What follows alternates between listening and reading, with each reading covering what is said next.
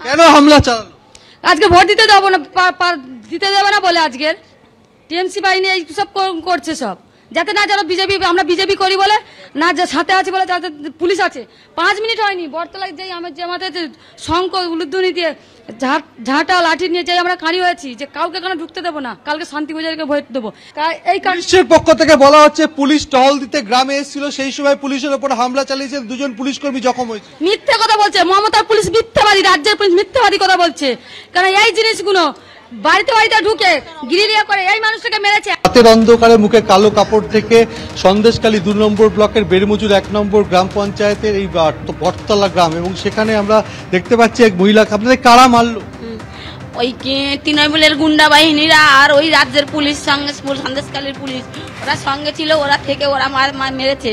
শুধু এমন এমন জায়গায় মারবো দেখাতে পারবেন না, এমন জায়গায় মারবো, মেরে ফেলবে তার আন্দোলন।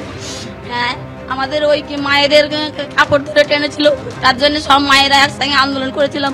তাই সবার জন্য এসে ওই এক গাড়ি পুলিশ আসলো, এসে ওদের দিকে আমরা আতঙ্কে হ্যাঁ ভোট দিতে যেতে পারছি না, কিন্তু আমাদের যেতে হবে।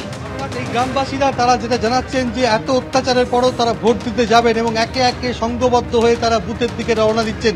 গতকাল রাতে যেভাবে তাণ্ডব চালানো হয়েছে, তাদের অভিযোগ যে পুলিশের সঙ্গে তৃণমূল আশ্রিত দুষ্কৃতীরা ছিল, যদিও শাসক দলের পক্ষ থেকে অভিযোগ অস্বীকার করা হয়েছে। তাদের বক্তব্য যে যেভাবে বিজেপির পক্ষ থেকে এখানে এলাকায় তারা অশান্তি পাকানোর চেষ্টা করছে, তারা এই পাল্টা দাবি করেছে। পুলিশের পক্ষ থেকে বলা যে পুলিশ টহল দিচ্ছিল, সেই সময় 2 জন পুলিশ কর্মীকে নিগ্রহ করা হয়, কিন্তু গ্রামবাসীরা বলছে যে তাদের ওপরে অকথ্য অত্যাচার করা হয়েছে। মহিলা সহ বেশ কয়েকজন গ্রামবাসীকে মারধর করা হয়েছে এবং বেশ কয়েকজন গ্রামবাসী জখম।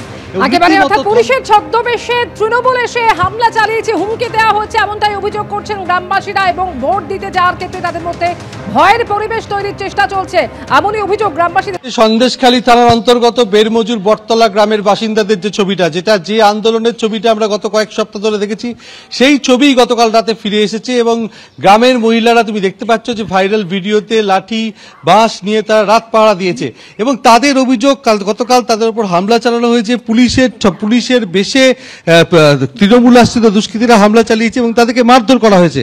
ক্যামেরাম্যান সুমন দাসকে দেখাতে বলবো কিভাবে মারধর করা হয়েছে, কেন মারধর করা হয়েছে আপনাদের। আমরা মায়েদেরকে যখন অত্যাচার করছে, মারধর করছে, দেখলাম সব কালো ফেটি বাঁধা রেহেঙ্গার দল, শাহজাহান বাহিনীর দল এসে পুলিশের সঙ্গে পুলিশ আছে, তারা সবাইকে এমনভাবে মারধর করছে।